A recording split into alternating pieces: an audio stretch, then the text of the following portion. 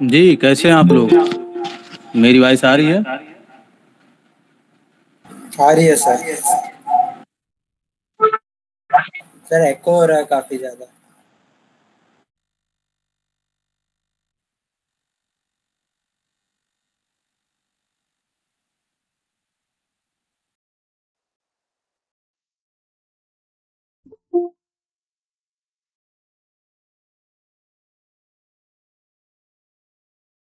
Hello. जी sir. मेरी voice clear है? हाँ सर, क्लियर है, क्लियर है। ठीक है। सभी लोगों ने टास्क कर लिया था?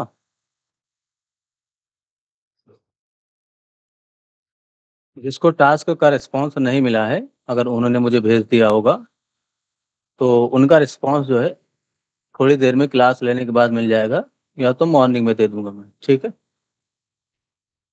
और जिन लोगों ने टास्क नहीं किया है, वो भी टास्क को कंप्लीट कर लें। टास्क अगर आप कंप्लीट नहीं करते हो, तो आप सीख नहीं पाएंगे, ठीक है? क्योंकि अगर आप टास्क को कंप्लीट नहीं करेंगे, अपने हाथ से कोड नहीं लिखेंगे, तो सिर्फ देखने से आप नहीं सीख सकते हो। अगर आप ये सोच रहे हो कि मैं सिर्फ देखता रहूँगा क्लास में, तो मैं सीख जाऊँगा, तो आप गलत हो। इसका मतलब कि आप जो है टाइम वेस्ट कर रहे हो। इससे अच्छा है कि आप क्लास में ही ना आएँ, ठीक है? तो अगर आप क्लास में भी आ रहे हो, कंटिन्यू क्लासेस अटेंड कर रहे हो, तो आप टास्क भी कर लीजिए, अगर आप सीखना चाहते हो तो। ठीक है, अगर आपको सीखने की मंशा है, आपकी मंशा जो सीखने की है, आपके अंदर जो है सीखने का जज़्बा है, तो टास्क भी कंप्लीट करिए, क्योंकि टास्क एक बहुत ही इम्पोर्टेंट हिस्सा है सीखने का, ठीक है? टास्क जब आप करते हैं, तो मैं आपका कोडिंग भी देखता हूँ कि आपने किस तरीके से कोड किया है। उसको देखने के बाद मैं आपको रिस्पॉन्स भी देता हूँ, ठीक है? तो टास्क ज़रूर कंप्लीट करिए सभी लोग।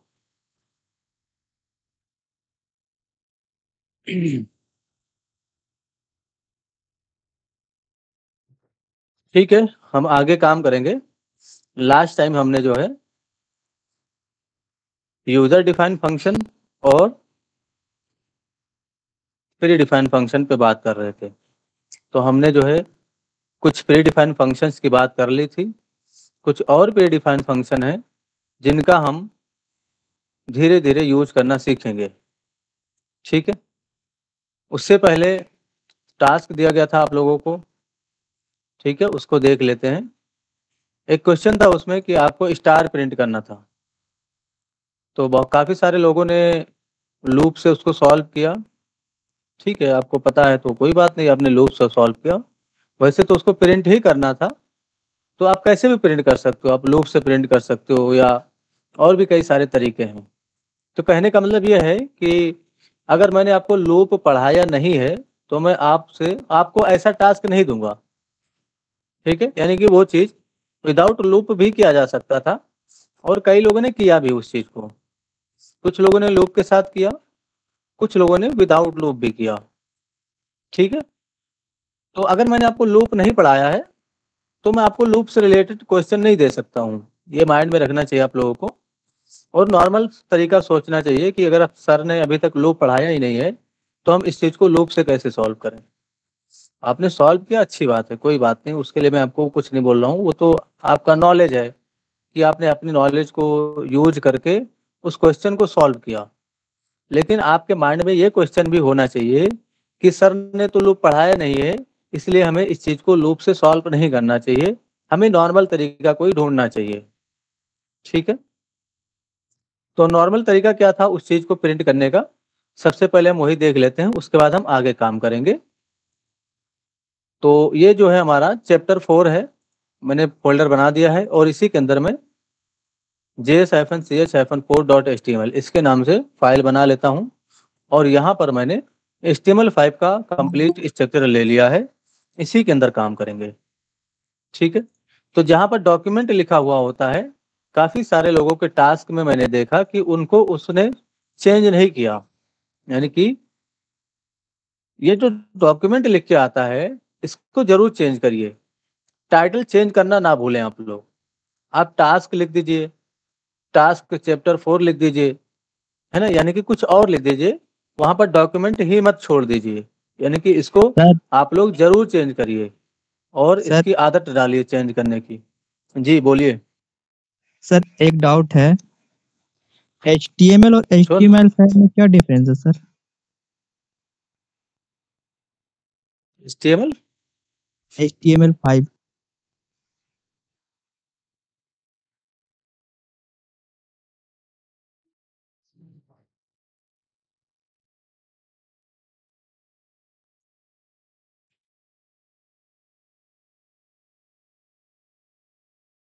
वही सारे नए टैग इंट्रोड्यूस किए गए। ठीक है, नए नए टैग की हेल्प से हम लोग काफ़ी सारे और भी काम कर सकते थे जो हम प्रीवियस HTML में नहीं कर सकते थे, यानी कि HTML4 में नहीं कर सकते थे, है ना। तो HTML5 के अंदर काफ़ी सारे चेंजेस किए गए।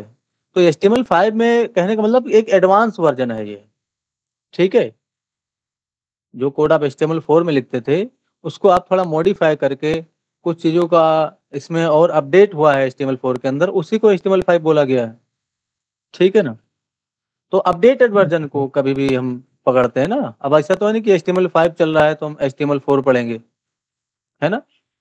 तो हमेशा अपडेटेड वर्जन पढ़ा जाता है, जो लास्ट अपडेट होता है उसी को पढ़ा जाता है। अब जैसे नोड जेएस का लगभग 22 वर्जन चल रहा है, तो क्या हम नोड जेएस 13 पढ़ेंगे? उसी के अंदर अपडेट होता या रहेगा सर। ताकि हमारा काम और ज़्यादा आसान हो जाए। अब जो HTML4 के अंदर आप नहीं कर सकते थे वो आप HTML5 के अंदर कर सकते हो। कई सारे टैग इंट्रोड्यूस किए गए हैं, ऐसे ऐसे टैग इंट्रोड्यूस किए गए हैं जिनके बारे में आप लोगों को पता ही नहीं होगा। ठीक है, ओके सर। तो ये जो टाइटल है इसको जरूर चेंज करिए आप लोग। मैंने यहाँ पर लिखा CH-4 और आगे की तरफ मैं JS भी लिख देता हूँ, यानी कि JavaScript-CH-4। ठीक है, स्क्रिप्ट टेक को स्टार्ट कर लेते हैं। सबसे पहले हम उस क्वेश्चन को प्रिंट कर लेते हैं। वो क्वेश्चन था कि write a program to print star in console dot log. तो सिंपल सा तरीका था, बस आपको उस डिज़ाइन में प्रिंट करना था। तो ऐसे प्रिंट कर देते आप, कोई इशू नहीं होता। नहीं कुछ करिए, मैंने ऐसे प्रिंट किया। हम 4-5 बार कंसोल लिखेंगे और यहाँ पर स्टार बढ़ा देंगे इस तरीके से। ठीक है, तो बस उस चीज़ को ऐसे ही सॉल्व करना था, लूप से सॉल्व करने की आवश्यकता नहीं थी। बट अगर आपने किया तो कोई इशू नहीं है, मैं इशू नहीं बोल रहा हूँ उसको, वो तो आपका नॉलेज है कि आपने अपने नॉलेज का यूज करके उस चीज़ को सॉल्व किया। लेकिन हमने अगर लूप नहीं पढ़ाया है तो हम आपको लूप से रिलेटेड क्वेश्चन नहीं दे सकते हैं। ठीक है, हम आपको नॉर्मल ही क्वेश्चन देंगे। कुछ लोगों ने इसी तरीके से उस चीज़ को सॉल्व किया था और कुछ लोगों ने लूप चला के उस चीज़ को सॉल्व किया। तो कोई बात नहीं, दोनों ही ठीक है। लेकिन अगर हमने आपको लूप नहीं पढ़ाया है तो हम लूप से रिलेटेड आपको क्वेश्चन नहीं दे सकते हैं। इस चीज़ ध्यान में रखिएगा कि जो मैं आपको पढ़ाऊंगा उसी से रिलेटेड क्वेश्चन रहेगा, बस थोड़ा सा लॉजिकल रहेगा। यहाँ पर आपको सोचने की आवश्यकता है। नोटिस करिए, उसी तरीके का डिजाइन प्रिंट हो गया। ठीक है ना, तो होप आप लोगों को ये चीज़ समझ में आ गया होगा, है ना। अब हम आगे काम करेंगे। तो लास्ट टाइम हमने कुछ आउटपुट मेथड्स पढ़े थे, जैसे कि alert, console dot log, document dot right, दो और थे वहाँ पर, इनर HTML और इनर टेक्स्ट। ठीक है, तो उनका भी यूज करना हम सीखेंगे अभी। और रिसेंटली हमने इवेंट भी पढ़ा है, तो इवेंट का यूज करके हम कुछ टास्क वगैरह यानी कि कुछ ऑपरेशन वगैरह परफॉर्म करके देखते हैं, फिर आपको समझ में आएगा कि कैसे यूज करना है चीज़ों को, कैसे इम्प्लीमेंट करना है प्रोजेक्ट के अंदर, ठीक है। और लास्ट में आपको एक इंटरेस्टिंग टास्क दिया जाएगा, उसको भी आप लोगों को कंप्लीट करना है, ठीक है। तो 1 घंटा का लेक्चर लेने के पीछे बड़ी प्रिपरेशन होती है, ठीक है ना। तो आप लोग इसको हल्के में मत लीजिए। अगर आपको पढ़ाया जा रहा है, आपके पास अपॉर्चुनिटी है कि आप इस मौके को जो है अच्छे से बिताइए और काम कर लीजिए। अगर आप काम कर लेंगे जावास्क्रिप्ट के अंदर, जावास्क्रिप्ट में अगर अपना लॉजिक बिल्ड हो गया आपका, तो फिर आपको किसी भी तरह का लैंग्वेज आप सीखेंगे, चाहे आप कोई भी लैंग्वेज सीखिए जावास्क्रिप्ट के अलावा, चाहे आप react JS, node JS, Python, PHP, जो मर्जी पढ़ना है पढ़िए। सभी चीज़ों में आपको आसानी से समझ में आएगा और सभी लैंग्वेज को आप अचीव कर पाएंगे बिल्कुल आसानी से। क्योंकि जो आप अगर आप लॉजिकली स्ट्रांग हो जाते हो, सॉरी, अगर आप लॉजिकली स्ट्रांग हो जाते हो किसी भी लैंग्वेज में, ठीक है, तो जावास्क्रिप्ट एक ऐसा लैंग्वेज है जिसके अंदर काफ़ी आसान होता है लॉजिकली स्ट्रांग होना। क्योंकि जावास्क्रिप्ट के अंदर जब हम काम करते हैं तो डायरेक्ट हम कंटेंट से इंटरेक्ट करते हैं, यानी कि जो HTML के टैग होते हैं उनसे हम डायरेक्ट इंटरेक्ट करते हैं, उनमें डायरेक्ट हम चेंजेस करते हैं। तो इंटरेस्ट भी आता है, हमें काम करने में इंटरेस्ट भी आता है।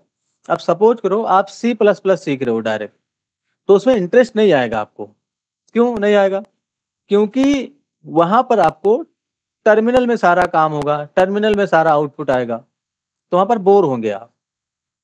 अब जैसे यहाँ पर आपने काम स्टार्ट किया जावास्क्रिप्ट के अंदर, तो धीरे धीरे आपने छोटे छोटे टास्क कंप्लीट किए। अब ऐसे धीरे धीरे बड़े बड़े टास्क, यानी कि उससे बड़ा टास्क, उससे बड़ा टास्क, उससे बड़ा टास्क, ऐसे कंप्लीट करेंगे तो आपका इंटरेस्ट बढ़ेगा।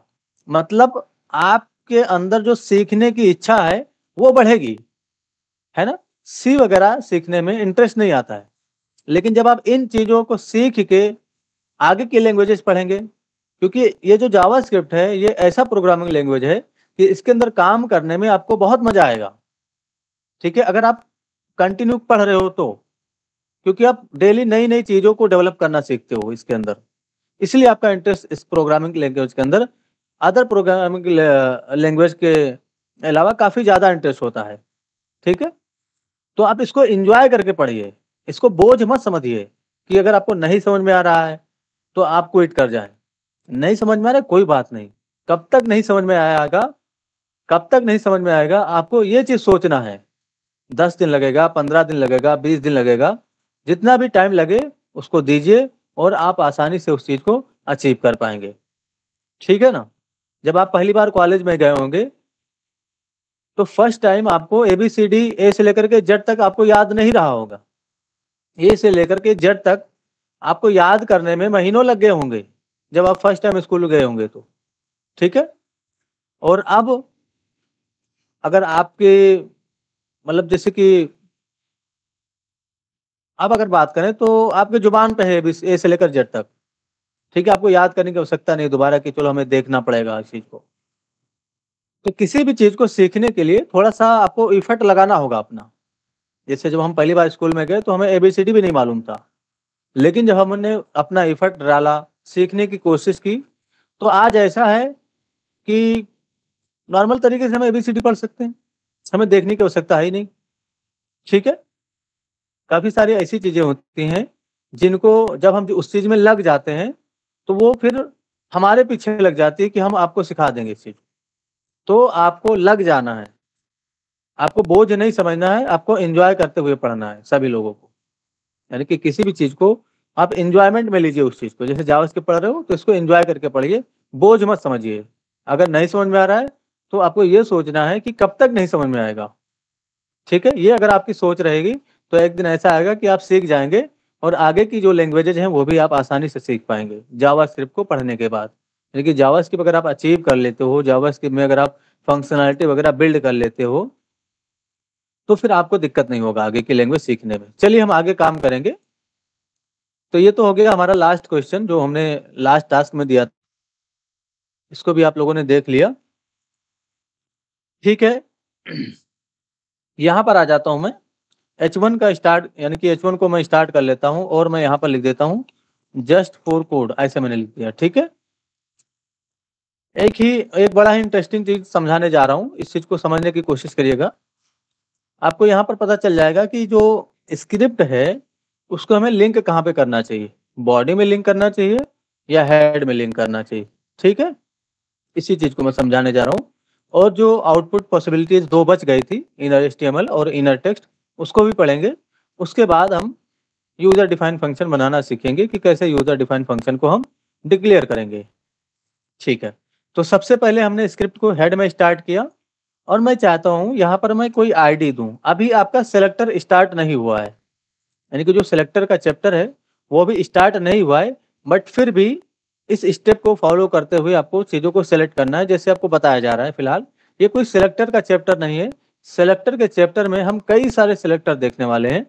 फिलहाल हम एक सिलेक्टर आज पढ़ेंगे जिसकी हेल्प से हम H1 को सिलेक्ट कर पाएंगे स्क्रिप्ट के अंदर। ठीक है, तो अगर आप लोगों को पता है कि कैसे सेलेक्ट किया तो कोई बात नहीं, आप उस चीज को दोबारा करिए। ठीक है ना, चलिए हम यहाँ पर रिजल्ट के नाम से आईडी दे देते हैं और इस आईडी को मुझे सेलेक्ट करना है स्क्रिप्ट के अंदर। तो सेलेक्ट अगर आप करेंगे तो कहीं ना कहीं आपको स्टोर करना होगा, यानी कि अगर आप स्टोर नहीं करेंगे तो उसका यूज कैसे कर पाएंगे आप। यानी कि जब तक हम किसी वेरिएबल के अंदर इसको स्टोर ना करें H1 को सेलेक्ट करके, तो अगर हमें अगले लाइन में उसको यूज करना हो तो कैसे यूज करेंगे। इसलिए सबसे पहले सोचना है कि हमें इसको किसी वेरिएबल में रखना है। अब वेरिएबल किस नाम से बनाया जाए, तो जो आप सेलेक्ट कर रहे हो, जैसे हम इस रिजल्ट को सेलेक्ट कर रहे हैं तो रिजल्ट के नाम से हम वेरिएबल बना लेते हैं। ठीक है, और यहाँ पर लिख देंगे हम document dot gate element by ID.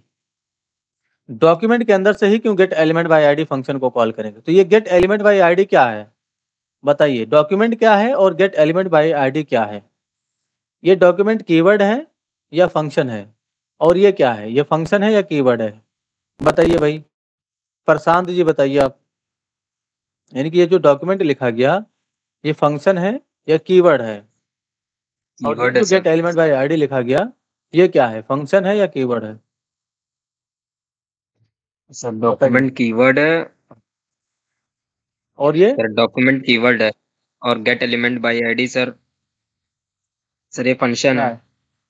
अच्छा, ये फंक्शन क्यों है, क्योंकि सर पैरेंथेसिस लगा है। हाँ इसके सामने पैरेंथेसिस लगा हुआ है इसीलिए ये फंक्शन है। ठीक है ना, अभी मुझे इसको सिलेक्ट करना है, तो नोटिस करिए हमने कौन सा फंक्शन कॉल किया डॉक्यूमेंट के अंदर से। डॉक्यूमेंट के अंदर से हमने गेट एलिमेंट बाई आईडी, यानी कि यहाँ पर हमें किसी आईडी को देना होगा, उसको सेलेक्ट करेगा ये। तो ये रिजल्ट वाली आईडी है, इसको मैं यहाँ दे दूंगा तो ये सिलेक्ट हो जाएगा। नोटिस करिए मैंने ऐसे दे दिया तो ये सिलेक्ट हो गया और यहाँ पर चला जाएगा। अब श्योरिटी के लिए हम इस चीज को टेस्ट कर लेते हैं कि सेलेक्ट हुआ कि नहीं हुआ। तो कंसोल डॉट लॉग सर्च करेंगे इस तरीके से और रिजल्ट को प्रिंट करेंगे कि रिजल्ट के अंदर क्या आया, यानी कि ये जो रिजल्ट वाला वेरिएबल है ये क्या स्टोर कर रहा है अभी। ठीक है, तो इसकी टेस्टिंग कर लेते हैं, रिलोड करके टेस्टिंग करेंगे। कंसोल में हमने प्रिंट किया है इसलिए कंसोल में जाएंगे, नोटिस करिए नल आ गया। ठीक है ना, तो नल क्यों आया वो समझने की, ऑब्जर्व करने की कोशिश करिए आप लोग जरा। क्योंकि ये जो H1 है अगर आप इसके ऊपर सेलेक्ट करेंगे, यानी कि हेड टैग में अगर आपने स्क्रिप्ट टैग को लिख दिया तो ये जो H1 है लोड भी नहीं होगा और ये पहले ही सेलेक्ट करने की कोशिश करेगा। यानी कि H1 अभी लोड भी नहीं हुआ बॉडी के अंदर और ये पहले ही सेलेक्ट कर लिया गया। तो जब ये पहले ही सेलेक्ट कर लिया गया तो यहाँ पर क्या आ गया, नल, और वही नल यहाँ पर प्रिंट हो गया। तो कभी भी याद रखिएगा कि अगर आप हेड टैग के अंदर स्क्रिप्ट को स्टार्ट करते हो तो यहाँ का कोई एलिमेंट आप सेलेक्ट नहीं कर सकते हो। अगर आप सेलेक्ट करना चाहते हो तो इसको आपको क्या करना होगा, विंडो के अंदर से, यानी कि विंडो के अंदर से डॉट ऑन लोड इस इवेंट को फंक्शन के रूप में कॉल, यानी कि इस इवेंट को डिफाइन करना होगा और कॉल बैक फंक्शन को डिफाइन करना होगा। ठीक है, इस तरीके से ऑन लोड इवेंट, इस पे हम आगे बात करेंगे। फिलहाल हम हेड और बॉडी की बात करते हैं। तो अभी हमने जब हेड में सेलेक्ट किया तो यहाँ पर क्या आया, नल आया। अब ऐसा क्यों हुआ वो समझ लीजिए। ऐसा इसलिए हुआ क्योंकि ये जो H1 है ये पहले लोड भी नहीं हुआ और ये जावास्क्रिप्ट का कोड पहले एग्जीक्यूट कर गया। ठीक है, यानी कि ये लोड होने से पहले जावास्क्रिप्ट वाला कोड एग्जीक्यूट कर रहा है, इसलिए यहाँ पर नल प्रिंट हो गया। अगर यही 2 लाइन का कोड हम बॉडी के अंदर रख दें, यानी कि यहाँ पर H1 के ठीक नीचे, तो ये प्रिंट हो जाएगा H1 आपका। नोटिस करिए, रिलोड करेंगे तो H1 हमारा प्रिंट हो गया। तो H1 कब सेलेक्ट होगा? यानी कि अगर किसी भी बॉडी एलिमेंट को आप सेलेक्ट करना चाहते हो तो स्क्रिप्ट का जो कोड है उसको आपको बॉडी में सबसे नीचे लिखना है। यानी कि जहाँ पर बॉडी क्लोज हुआ, ये बॉडी क्लोज हुआ, इसके ठीक ऊपर आपको स्क्रिप्ट को स्टार्ट करना है और यहाँ पर कोड को लिखने की कोशिश करना है। अगर आप किसी भी तरह का एलिमेंट नहीं सेलेक्ट करना चाहते हो तो आप ऊपर लिख सकते हो, ठीक है। हाँ, ऊपर भी लिख सकते हैं, हम एलिमेंट भी सेलेक्ट कर सकते हैं। उसके लिए हमें विंडो के अंदर से dot on load function call करना होगा, यानी कि ऑन लोड इवेंट पे हमें कॉल बैक फंक्शन डिफाइन करना होगा। तब क्या होगा, पूरा जो डॉक्यूमेंट का ऑब्जेक्ट है वो लोड हो जाएगा, उसके बाद आपका वहाँ का कोड एग्जीक्यूट करेगा, ठीक है। तो उस चीज को हम आगे समझेंगे। फिलहाल आपको इतना समझना है कि बिना ऑन लोड इवेंट डिफाइन किए अगर यहाँ का कोई भी एलिमेंट सेलेक्ट करना चाहते हो तो आपको बॉडी के अंदर स्क्रिप्ट को स्टार्ट करना है और स्क्रिप्ट का जो भी कोड है वो बॉडी के अंदर करना है। अगर ये कोड आप ऊपर करेंगे तो H1 आपका सेलेक्ट नहीं होगा और H1 में कुछ भी आप डिफाइन नहीं कर पाएंगे, यानी कि H1 से रिलेटेड आप किसी भी तरह का काम नहीं कर पाएंगे। नोटिस करिए, नल आ गया। अच्छा, अब सपोज करो हमने इस चीज की टेस्टिंग नहीं की, यानी कि हमने डायरेक्ट सेलेक्ट किया और हमने टेस्टिंग नहीं किया कि इसमें H1 सेलेक्ट हुआ कि नहीं हुआ। हमने क्या किया, रिजल्ट को डिफाइन किया इस तरीके से, डॉट इनर HTML इसको डिफाइन किया और मैंने लिख दिया यहाँ पर आलोक कुमार। नोटिस करिए क्या होगा, अभी हमने इसको सेलेक्ट नहीं किया, मतलब हमने टेस्ट नहीं किया कि इसमें H1 आया कि नहीं आया, और डायरेक्ट हमने H1 को सेलेक्ट करके उसके अंदर इनर HTML डिफाइन किया और आलोक कुमार डेटा असाइन कर दिया। तो पेज लोड होते ही जहाँ पर जस्ट फॉर कोड लिखा हुआ है वहां पर आलोक कुमार लिख के आना चाहिए। जैसे हम पेज रिलोड करेंगे तो नोटिस करिए, मैंने पेज को रिलोड किया बट यहाँ पर आया क्या, एक एरर आया। अभी इस एरर को ऑब्जर्व करने की कोशिश करिए। देखिए, जब भी आप काम करेंगे, अभी तो 1-2 लाइन का कोड है, इसमें आपको समझ में आ जाएगा कि एरर कहाँ पर है। अब एरर को आपको फिक्स कैसे करना है, एरर को ऑब्जर्व करने की कोशिश कैसे करना है, एरर को समझने की कोशिश कैसे करना है कि क्या एरर है एक्चुअली, ठीक है। इस चीज को आप ऑब्जर्व करने की कोशिश करिए। जो तरीका आपको बताया जा रहा है उस तरीके को फॉलो करके अगर आप काम करेंगे तो बड़े से बड़े प्रोजेक्ट के अंदर अगर किसी भी तरह का एरर आएगा तो आप उसको खुद से ही सॉल्व कर लेंगे, क्योंकि हमें सारी चीजों को कवर करना है। एरर को कैसे हमें समझना है, कैसे उस चीज को ऑब्जर्व करने की कोशिश करना है, ये सारी चीजें हम सीखने वाले हैं। कितना भी टाइम लगे, जो भी सीखेंगे एक्यूरेट सीखेंगे, ठीक है। तो यहाँ पर नोटिस करिएगा, एक एरर आया, uncaught type error cannot set properties of null setting inner HTML। Line number भी आपको यहाँ पर बताएगा। जो आपका पेज का नाम होगा उस पेज में कौन से लाइन नंबर पे एरर है। पहली बात, जब आपका एरर आए तो आपको लाइन नंबर देखना है, यानी कि टेस्ट कैसे करना है ये मैं आपको बता रहा हूँ कि लाइन नंबर देखना है कि कौन से लाइन नंबर पे एरर है, ये चीज नोटिस करना है आपको। तो यहाँ पर जो लाइन नंबर दिखाया जा रहा है वो 9 दिखाया जा रहा है, ठीक है। इसको अवॉइड करिए, लाइन नंबर 9 पे हम चेक करेंगे, ठीक है। तो VS कोड में आ जाइए, नोटिस करिए लाइन नंबर 9 ये है, और यहाँ पर आप ऑब्जर्व करने की कोशिश करिए। आपको लगेगा कि यहाँ पर तो कोई एरर है ही नहीं, आपको पता चल रहा है क्या यहाँ पर कोई एरर है, ठीक है। तो हमें तो लगेगा कि यहाँ पर तो किसी भी तरह का एरर नहीं है और लाइन नंबर 9 पे एरर दिखा रहा है, यानी कि यहाँ पर तो लाइन नंबर 9 लिख के आ रहा है, बट एरर तो किसी तरीके का यहाँ पर नहीं दिख रहा है हमें। यानी कि अगर आप बिगिनर हो तो इस चीज को समझ नहीं पाएंगे कि एक्चुअली प्रॉब्लम क्या है, ठीक है। अभी हो सकता है आपको समझ में आ रहा हो, लेकिन अगर आप सच में जावास्क्रिप्ट में पहली बार काम कर रहे हो और ऐसे आपने देखा कि लाइन नंबर 9 पे एरर है और यहाँ पर आप जाके देख रहे हो, फिर आप ये सोचोगे कि यहाँ का तो कोड सही है बट एरर क्यों आ रहा है। तो ये चीज आप पढ़ने की कोशिश करिएगा कि यहाँ पर क्या लिख के आया है। लिख के आ गया है यहाँ पर सेट प्रॉपर्टीज ऑफ नल, यानी कि जो है, जो देखिए यहाँ पर क्या है, सेटिंग इनर HTML, यानी कि जो इनर HTML आप यूज कर रहे हो। तो इनर HTML क्या है, इनर HTML एक प्रॉपर्टी है।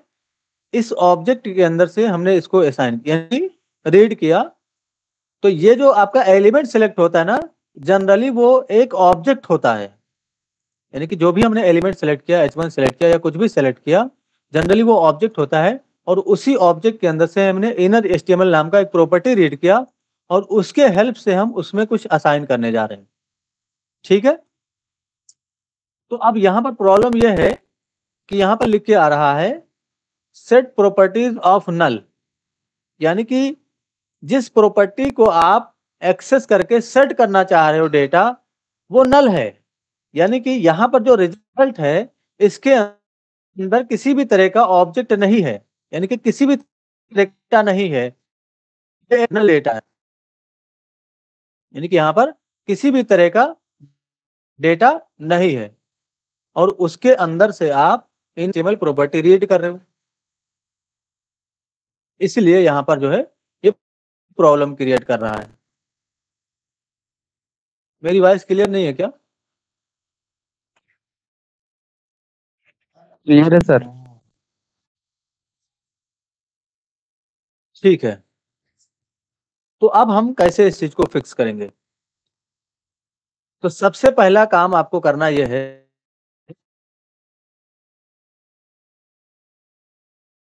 देखिए यहाँ पर तो आपको सब कुछ पता है, मुझे मालूम है कि आप लोगों को ये चीज दिख रहा है कि प्रॉब्लम क्या है actually.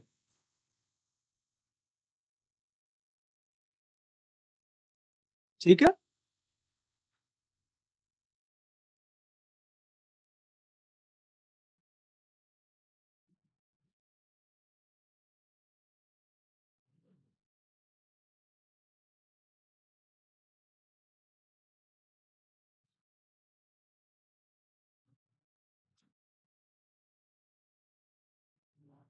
Hello,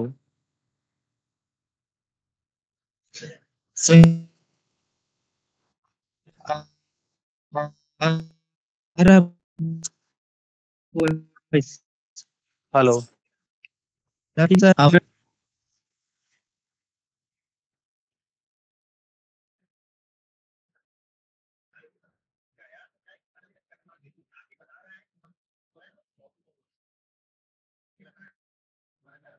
hello, hello, hello, आवाज आ रही है?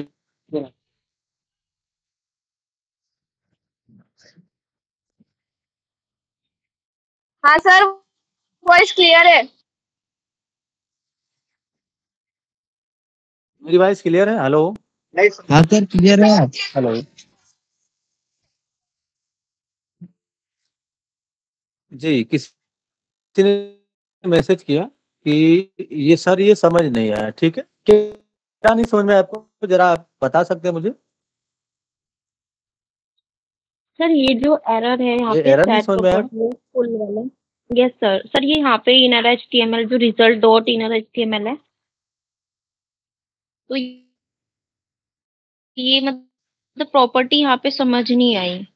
ये रिजल्ट में तो सर हमने वो H1 हेडिंग जो है वो स्टोर किया हुआ है, पे गेट किया है हमने।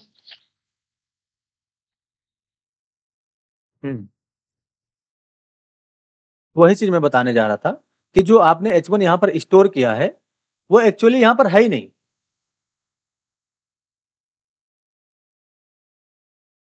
अब देखिए जरा कंसोल डॉट लॉग करके मैं आपको दिखाता हूँ रिजल्ट।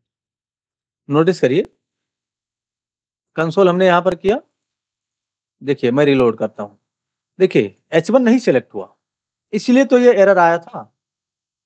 अगर H1 सिलेक्ट हो गया होता तो ये एरर क्यों आता? ठीक है, तो H1 सिलेक्ट नहीं हुआ और हमें लगेगा कि ये कोड हमारा सही है, हम इस चीज को फाइंड नहीं कर पाते हैं। तो उस केस में आपको करना क्या है कि जैसे जिस भी एलिमेंट के लिए आपको एरर बताया जा रहा है, जैसे सपोज करो कि हमारे पास 10-15 वेरिएबल है या 100 वेरिएबल है, ये तो छोटा कोड है, 2 लाइन का कोड है, इसमें ऑब्जर्व करने में इशू नहीं होगा, लेकिन बड़ा कोड में कैसे ऑब्जर्व करना ये समझाना चाह रहा हूँ। सपोज करो 50 लाइन का कोड है, ठीक है, कैसे ऑब्जर्व करेंगे उस चीज के अंदर? पहली बात तो आपको लाइन नंबर देखना है। अब सपोज करो आपको पता चल गया कि लाइन नंबर 50 पे या 10 पे इशू है, ये 10 है हमारा, इस पे इशू है। अब आपको दूसरा चीज नोटिस करना है कि एरर क्या आ रहा है। क्या यहाँ पर नल लिख के आ रहा है?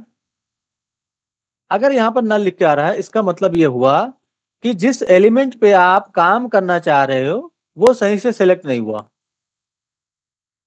ठीक है, तो अब आपके पास मल्टीपल वेरिएबल है, आप कैसे फाइंड करेंगे उस चीज को कि कौन सा एलिमेंट हमारा सेलेक्ट नहीं हुआ। ठीक है, तो इस चीज को नोटिस करिए, इसको देखना है आपको। जिस पे आपने इनर एचटीएमएल लगाया है उसको चेक करना है कि क्या वो सही से सेलेक्ट हुआ। जैसे अभी हमने यहाँ पर चेक किया, तो अभी हमने जब चेक किया तो हमें पता चला कि ये सही से सेलेक्ट नहीं हुआ। ठीक है, अब ये क्यों नहीं सेलेक्ट हुआ? क्योंकि हमने स्क्रिप्ट का जो कोड है उसको हेड में लिख रखा है, और हेड में अगर आपने लिख दिया तो ये पहले एग्जीक्यूट कर जाएगा और बाद में ये लोड होगा। अब ये लोड ही नहीं हो रहा है तो ये सेलेक्ट कैसे होगा और यहाँ पर इनर एचटीएमएल में कैसे डेटा जाएगा? चलिए इस चीज को हम नीचे कर देते हैं। मैं बॉडी के अंदर लिख के दिखाता हूँ आपको। तो मैंने ऐसे यहाँ पर लिखा, नोटिस करिए अब यहाँ पर किसी भी तरह का एरर नहीं आएगा। H1 भी सिलेक्ट होगा, यहाँ पर देखिए सेलेक्ट हो गया H1, और आलोक कुमार भी उसके अंदर लिख के आ गया।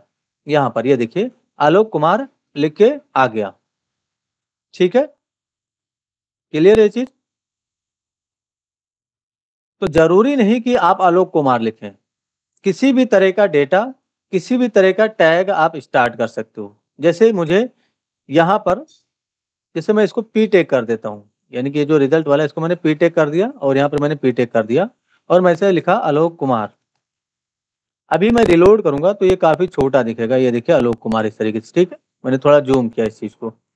नोटिस करिए, मैं चाहता हूं कि इस पी टैग के अंदर, यानी कि जो पी टैग है इसके अंदर मैं H1 टैग को स्टार्ट करूं और उसके साथ मैं डेटा ये वाला भेजूं।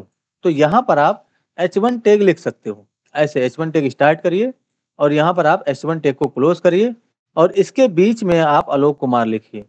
तो नोटिस करिए क्या होगा, अभी यहाँ पर ये जो आलोक कुमार है वो H1 के अंदर लिख के आएगा। और अगर आप इंस्पेक्ट करके एलिमेंट में जाके देखेंगे तो ये देखिए पी टैग के अंदर आपका H1 बन गया, यानी कि जो पी टैग है उसके अंदर H1 बन गया। तो अगर आप किसी भी तरह का, जरूरी नहीं कि आप H1, किसी भी तरह का टैग किसी भी टैग के अंदर आप असाइन कर सकते हो, लिख सकते हो HTML के अंदर।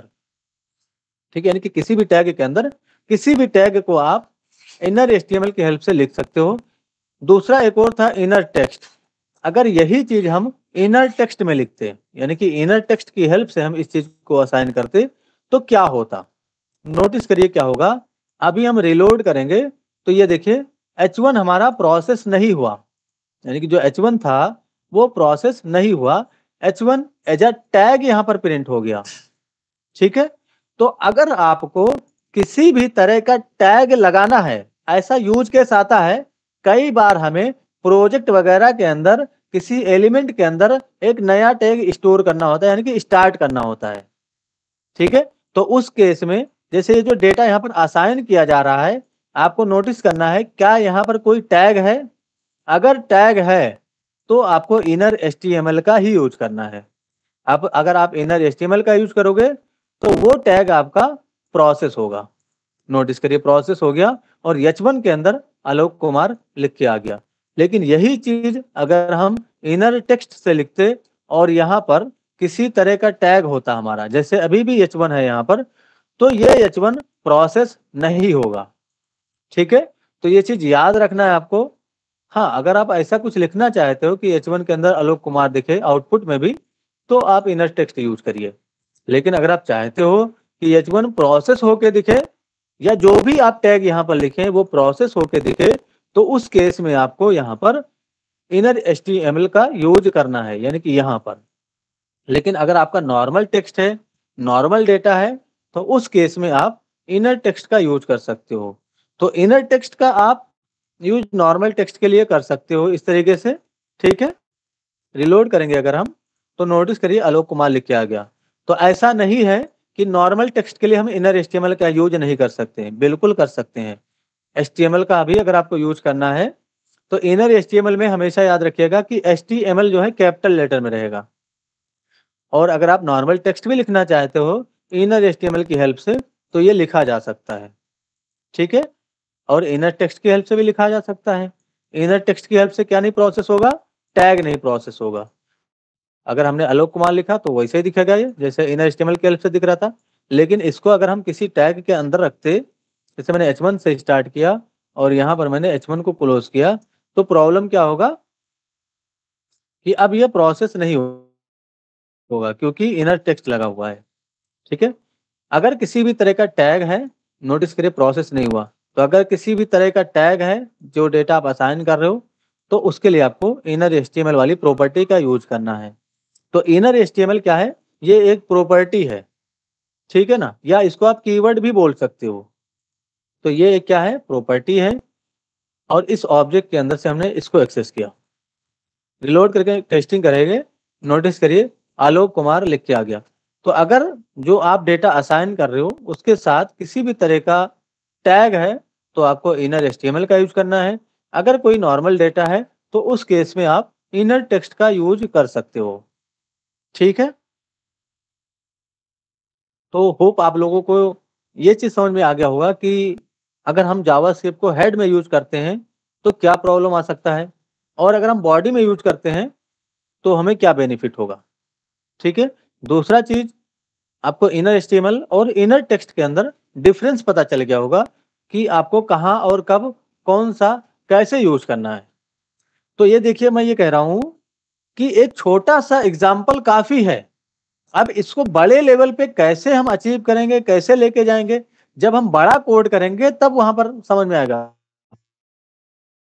भी छोटे लेवल पे आपको एक ही दो एग्जाम्पल दिया जा सकता है, ऐसा तो है नहीं कि हम सिर्फ इसी में लगे रहें 150 एग्जाम्पल आज ही देख डालें। तो अभी छोटे लेवल पे एग्जाम्पल दिया गया। ठीक है, तो अभी आपको दो चीज समझना है कि इनर HTML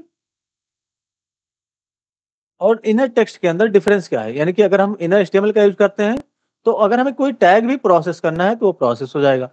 इसी तरीके से अगर आप इनर टेक्स्ट का यूज करते हो और वहां पर अगर आपने टैग को प्रोसेस करने की कोशिश की तो वो टैग प्रोसेस नहीं होगा। ठीक है, यानी कि अगर हमें कंटेंट के साथ किसी HTML टैग का भी यूज करना है तो उस केस में हम इनर HTML वाली प्रॉपर्टी का यूज करेंगे। ठीक है, तो होप ये चीज आपका क्लियर होगा। अब हम फंक्शन की बात करेंगे। ठीक है, तो जावास्क्रिप्ट के अंदर फंक्शन कैसे बनेगा, यानी कि अभी तक आपने जो है प्री डिफाइंड फंक्शन देखे थे, अब हम यूजर डिफाइंड फंक्शन की बात करने वाले हैं कि यूजर डिफाइंड फंक्शन हम कैसे बनाएंगे जावास्क्रिप्ट के अंदर। तो आज ये यहाँ पर मैं इसको ऐसे ही सिलेक्टेड रहने देता हूं क्योंकि मुझे इसका काम है आगे। नोटिस करिए, एक मुझे फंक्शन बनाना है, तो जावास्क्रिप्ट के अंदर फंक्शन बनाने के लिए आपको फंक्शन कीवर्ड मिलता है। जैसे आपने वेरिएबल बनाना है तो लेट कीवर्ड का यूज किया, इसी तरीके से अगर आपको फंक्शन बनाना है तो आपको फंक्शन कीवर्ड भी दिया जाता है।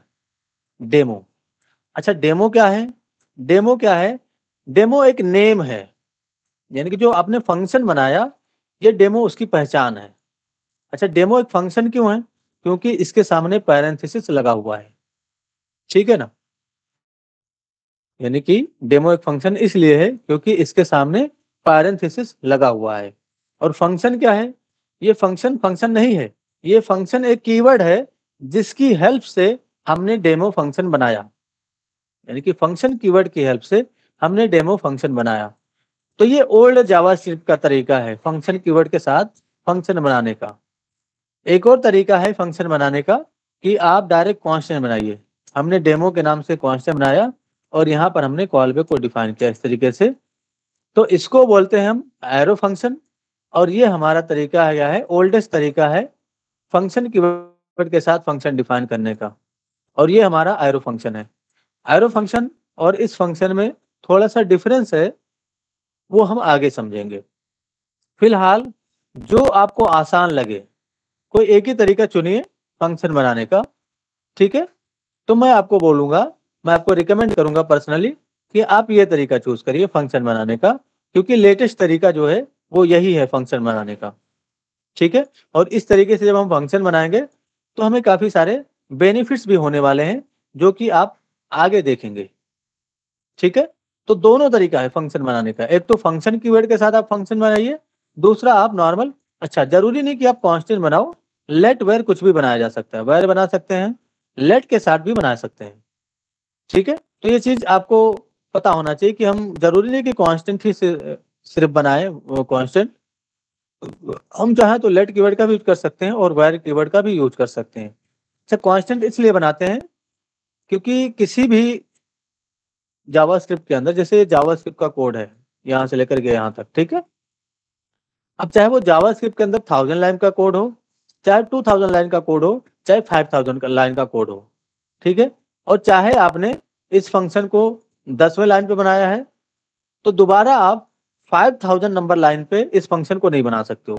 ऐसा नहीं कि हमने ऊपर में एक डेमो फंक्शन बना दिया है तो हम 5000 लाइन के नीचे दोबारा डेमो फंक्शन बना देंगे, नहीं बना सकते हो आप। इसलिए हम यहाँ पर कांस्टेंट बनाते हैं कि अगर सपोज करो हमने एक ऊपर फंक्शन बना दिया है डेमो के नाम से और हम फिर से नीचे बनाने की कोशिश कर रहे हैं तो हमें एरर मिल जाए, क्योंकि अगर आपने कांस्टेंट से डिक्लेयर किया होगा तो तुरंत आपको एरर मिलेगा, ठीक है। हो सकता है आपने वेरिएबल से डिक्लेयर कर दिया हो तो उस केस में आपको एरर मिलने में थोड़ा सा मतलब हो सकता है कि वेट करना पड़े, लेट कुछ दिन बाद आपको पता चले या कुछ देर बाद आपको पता चले। लेकिन अगर आपने कांस्टेंट से डिक्लेयर कर दिया इस चीज को, यानी कि कांस्टेंट यहाँ पर बनाया है और हो सकता है कि आपसे फंक्शन का नाम रिपीट हो रहा हो नीचे की तरफ, तो तुरंत वो एरर देगा आपको, ठीक है ना। तो इस चीज को समझने की कोशिश करिएगा आप लोग, और हमेशा फंक्शन बनाते समय कांस्टेंट ही डिक्लेयर करिए। अब दोनों तरीका है, आप ये फंक्शन कीवर्ड वाला यूज करिए या ये वाला यूज करिए, काम एक ही होने वाला है आपका, ठीक है। तो मैं यही वाला यूज कर लेता हूँ।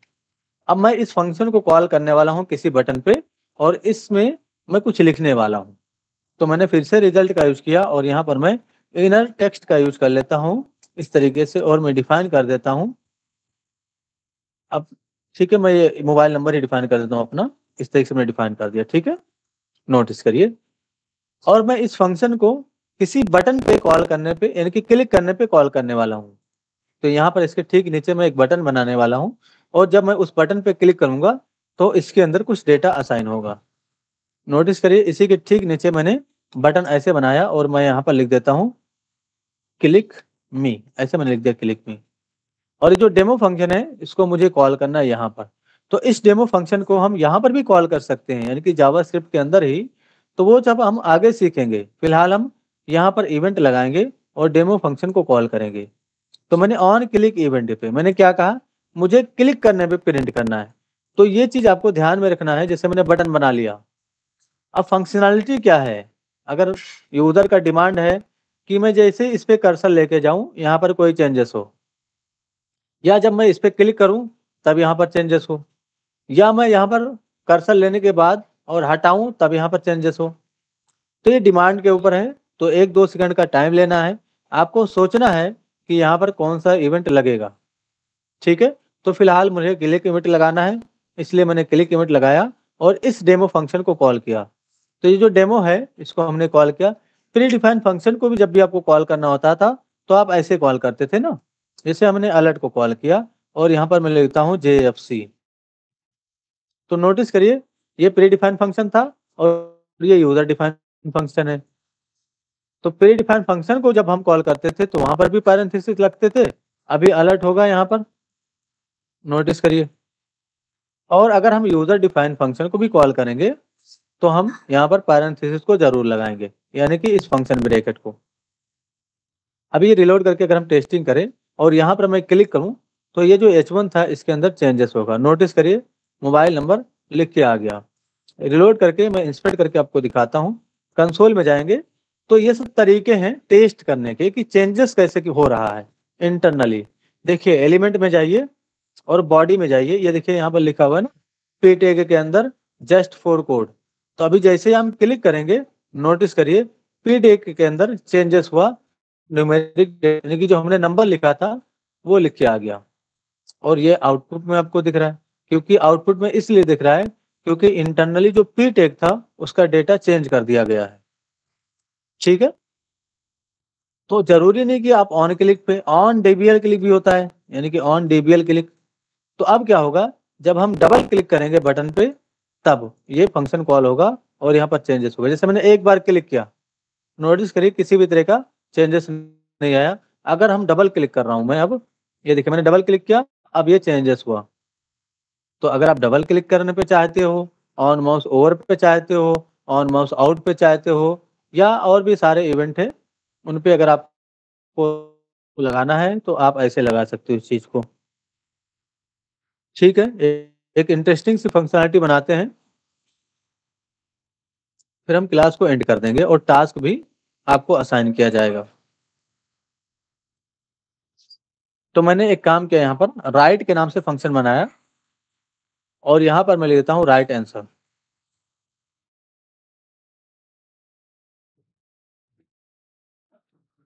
ऐसे, ठीक है। इसी के ठीक नीचे मैंने एक रॉन्ग के नाम, देखिए हमने कांस्टेंट बनाया था ना, अब यहाँ पर भी आप फिर से कांस्टेंट बना रहे हो राइट के नाम से। नोटिस करिए तुरंत यहाँ पर एरर आ गया। अगर यहाँ पर वायर होता, नोटिस करिए हमने वायर बनाया होता और यहाँ पर हमने वायर बनाया होता, तो नोटिस करिए अब हमें एरर नहीं मिल रहा है। ठीक है, यही चीज अगर हम कांस्टेंट बना दें, लेट कीवर्ड से बनाएंगे तब भी आपको एरर मिल जाएगा। ठीक है, तो इस चीज को कितना बड़ा बेनिफिट हुआ हमें, तुरंत हमें पता चल गया, ये देखिए। ठीक है, तो अगर आप इसको वायर करते हो तो नोटिस करिए यहाँ पर हम अगर वायर कर दें तो हमें हाईलाइट नहीं होगा ये देखिए। ठीक है, तो हो सकता है कि आपने टॉप में जो है ऐसा फंक्शन बना दिया हो और 1000 लाइन का आपने कोड लिख दिया, फिर से आप वही फंक्शन बना रहे हो। ठीक है, तो वहां पर आपको पता नहीं चलेगा अगर आपने ऊपर वाला वायर से बना दिया है तो, क्योंकि 1000 लाइन के नीचे हो आप। तो हमेशा अगर आप एरो फंक्शन बना रहे हो तो कांस्टेंट से ही बनाइएगा, ज़्यादा बेटर होगा। अगर आपने कांस्टेंट बनाया तो नोटिस करिए अब नीचे वायर से भी बनाओगे तो यहाँ पर एरर आएगा। अब यहाँ पर भी हम कांस्टेंट बनाएंगे लेकिन यहाँ पर हम फंक्शन का नाम चेंज कर देंगे। मुझे रॉन्ग के नाम से फंक्शन बनाना है, तो अब हमने फंक्शन का नाम चेंज कर दिया तो कोई इशू नहीं है। और यहाँ पर लिखना है मुझे रॉन्ग आंसर। तो नोटिस करिए दोनों फंक्शन मैंने बनाया और इस दोनों फंक्शन में मैंने यही पे कॉल, यानी कि इसी पी टैग के अंदर इनर एचटीएमएल की हेल्प से कुछ डेटा अपडेट किया है। तो इस फंक्शन को मैं कॉल करने वाला हूँ। सबसे पहले तो मैं यहाँ पर एक h1 का यूज करता हूँ इस तरीके से और मैं लिखता हूँ व्हाट इज HTML, ऐसे मैंने लिख दिया। ठीक है, नोटिस करिए।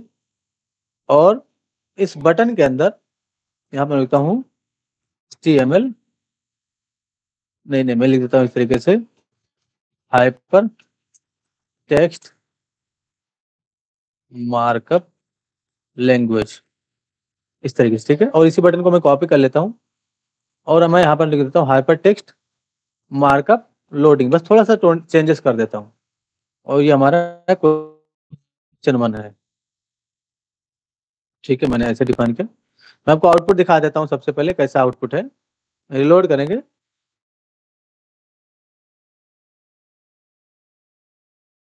तो यानी कि 2 हिंट दिया गया है, एक में लिखा हुआ है राइट आंसर और एक में लिखा हुआ है रॉन्ग आंसर। तो अभी मैं इस बटन पे राइट वाले को कॉल करने वाला हूँ। इस स्पेलिंग मिस्टेक है उसको आप लोग, देखिए जब भी मुझसे स्पेलिंग मिस्टेक हो जाए तो वो गलती से हो जाता है तो उसको आप ठीक करके लिखेंगे। ठीक है, अब हमारी नज़र में ये वाला आंसर सही है और ये वाला आंसर गलत है, तो इसको हम क्या करेंगे, राइट फंक्शन को कॉल कर देंगे और इस पे हम रॉन्ग फंक्शन को कॉल कर देंगे। ठीक है, तो नोटिस करिए अभी क्या होगा, रिलोड करके अगर हम राइट वाले पे क्लिक करें तो यहाँ पर लिख के आना चाहिए राइट आंसर और यहाँ पर अगर हम क्लिक करें तो यहाँ पर लिख के आना चाहिए रॉन्ग आंसर, बट नहीं आ रहा है। इंस्पेक्ट करके देखेंगे किसी तरह का एरर है क्या। अगर मैं इस पर क्लिक कर रहा हूँ देखिए, अच्छा डबल क्लिक पे इवेंट लगा हुआ है, इसलिए जब हमने डबल क्लिक किया तब राइट आंसर लिख के आया। तो मैं एक काम करता हूँ यहाँ पर ऑन क्लिक इवेंट का यूज कर लेता हूँ इस तरीके से। नोटिस करिए, सॉरी, ऑन क्लिक। तो अभी हमने ऑन क्लिक पे राइट फंक्शन कॉल किया, किस पे, ये जो राइट वाला आंसर है उस पे, और रॉन्ग वाले आंसर पे हमने रॉन्ग वाला फंक्शन कॉल किया, ये वाला फंक्शन। ठीक है, तो जब ये फंक्शन कॉल होगा तो पी टैग के अंदर रॉन्ग आंसर लिख के जाएगा और जब ये फंक्शन कॉल होगा तो पी टैग के अंदर राइट आंसर लिख के जाएगा। नोटिस करिए मैंने रिलोड किया और यहाँ पर मैंने क्लिक किया, ये देखिए राइट आंसर। अगर मैं इस पर क्लिक करता हूँ तो रॉन्ग आंसर। ठीक है, इस तरीके से आपको यहाँ पर रिजल्ट दिख रहा है। तो इसी बेसिस पे आपको टास्क दिया जा रहा है। नोटिस करिए टास्क क्या है, कंट्रोल ओ कर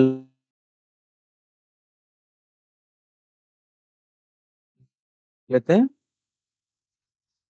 ठीक है, तो सबसे पहली चीज तो यहाँ पर आपको रिजल्ट दिखाना ऊपर की तरफ टॉप में। अब यहाँ पर कितना भी क्वेश्चन हो जाए, मिनिमम आपको 10 क्वेश्चन रखने हैं। मैंने यहाँ पर 2 क्वेश्चन ही रखा है, मिनिमम आपको 10 क्वेश्चन रखना है। और डिजाइन भी आपका अच्छा रहना चाहिए, ऐसा ना हो कि आपने इस तरीके से बना दिया है।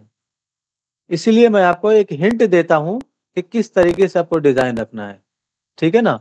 तो डिजाइन आपका बेटर होना चाहिए और ये चीज हिलना नहीं चाहिए ऊपर से। यानी कि सपोज करो आपने 10 क्वेश्चन लिखे, तो 10 क्वेश्चन आप लिखेंगे तो ये अंदर की तरफ चला जाएगा और हम स्क्रॉल करेंगे ना, क्योंकि सभी का आंसर यहीं पर दिखेगा। जैसे मैं इस पे क्लिक करता हूँ तो देखिए राइट आंसर लिख के आया, अगर मैं यहाँ पर क्लिक करता हूँ तो रॉन्ग आंसर लिख के आया। इस तरीके से नोटिस करिए, है ना। तो वो आंसर यहाँ पर दिखना चाहिए, भले मैं कितना भी नीचे जाके क्लिक करूँ। यानी कि ये चीज आपका यहाँ पर फिक्स होना चाहिए आंसर देखने का, और डिजाइन होना चाहिए। मिनिमम 10 क्वेश्चन होने चाहिए। तो ये आपके लिए टास्क है। यही छोटे छोटे टास्क आपके स्किल को इम्प्रूव करेंगे और आपके लॉजिक को बिल्ड करेंगे। अगर आप इसको नहीं करेंगे तो आप लॉजिकली स्ट्रांग नहीं हो पाएंगे। अगर आप ये सोच रहे हो कि ये सिंपल सा टास्क है, ये तो बस देखने से ही मुझे समझ में आ गया, तो आप गलत हो। क्योंकि देखने से कोई भी बंदा कोडिंग नहीं सीख सकता है। सिर्फ आप देखने से कोडिंग नहीं सीख सकते हो।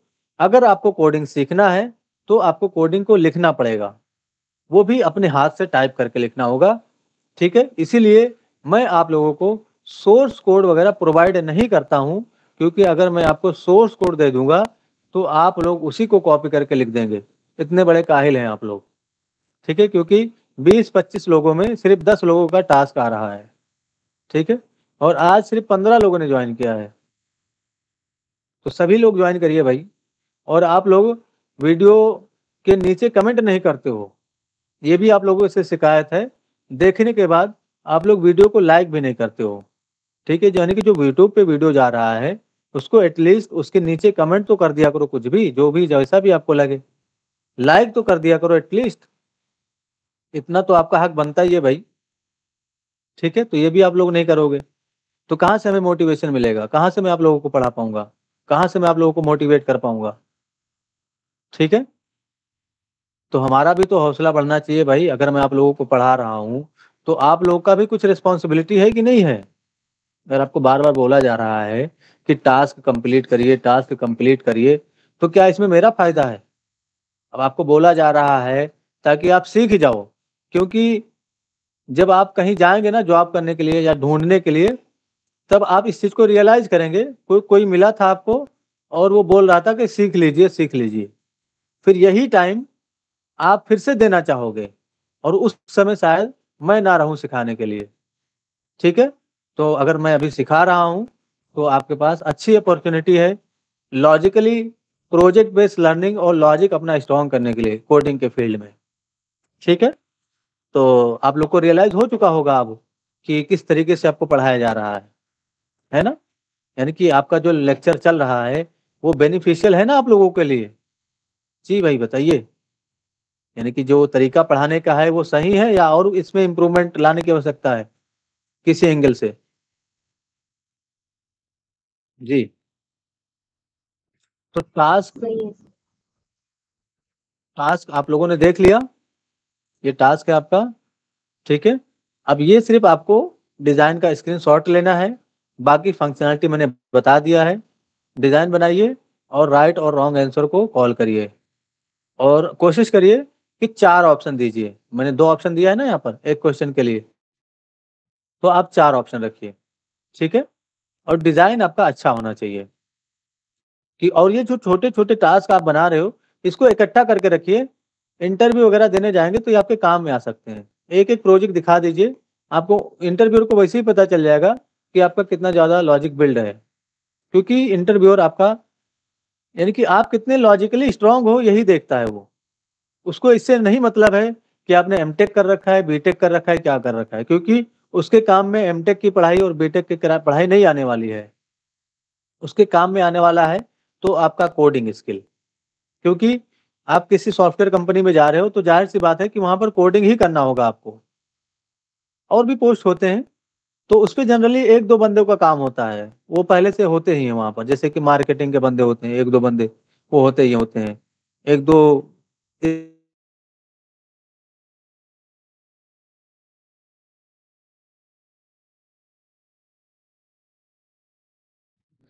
सॉफ्टवेयर इंडस्ट्री में रिक्वायरमेंट है तो वो डेवलपर की रिक्वायरमेंट है, यानी कि डेवलपर की रिक्वायरमेंट है, कोडर की रिक्वायरमेंट है और अच्छी स्किल जिनके पास है उनकी रिक्वायरमेंट है। तो जिनके पास स्किल है, जिनके पास कोडिंग की स्किल है, लॉजिकली स्ट्रांग है, लॉजिक बिल्ड करना आता है, प्रोजेक्ट पे काम करना आता है, तो वही लोग सॉफ्टवेयर इंडस्ट्री के अंदर सर्वाइव कर पाते हैं और काम करते हैं। ठीक है, टाइम भी ओवर हो रहा है। आप लोगों को टास्क यहाँ पर स्क्रीनशॉट लीजिए। देखिए, श्रद्धा का काम है सिर्फ, और बार-बार सब लोग मत भेजिए टास्क। एक बार अगर किसी ने भेज दिया है तो आप लोग क्यों भेजते हो भाई ग्रुप में? हैं? अगर एक बार किसी ने टास्क भेज दिया तो आप लोग को दिखता नहीं है क्या कि किसी ने भेज दिया तो मैं ना भेजूं? कि अपना नाम भी लिखाना है कि मैंने टास्क भेजा है। तो जिसको ज़्यादा शौक हो वो मुझे बता दे मैसेज करके कि सर मैं सारी जिम्मेदारी ले रहा हूँ, मैं आपका टास्क भेज दूंगा सबको ग्रुप में और मैं जो मेरा काम है वो कर लूंगा। ठीक है, तो मैं जिसको बोलूं वही काम करे तो ज़्यादा अच्छा रहेगा। पता लगा कल 3 लोगों ने टास्क भेज दिया, अब एक ही फोटो सब 3 लोग भेज रहे हो, क्या मतलब है भेज के? अब एक किसी ने भेज दिया तो थोड़ा सब्र करो ना भाई। ठीक है, तो जिसका जो काम है वही करे तो ज़्यादा अच्छा रहेगा। क्लियर है ये चीज़? तो इस चीज़ को ध्यान में रखिएगा। और टास्क को ग्रुप में नहीं भेजना है, टास्क को आपको पर्सनली भेजना है। ठीक है, क्लास आपकी खत्म हुई, आप लोग जा सकते हो। और ये चीज़ मत भूलिए कि वीडियो के अंदर कमेंट करना और लाइक करना मत भूलिए, और शेयर भी कर दीजिए अगर आपका मन कर रहा है तो। Okay, thank you everyone, take care.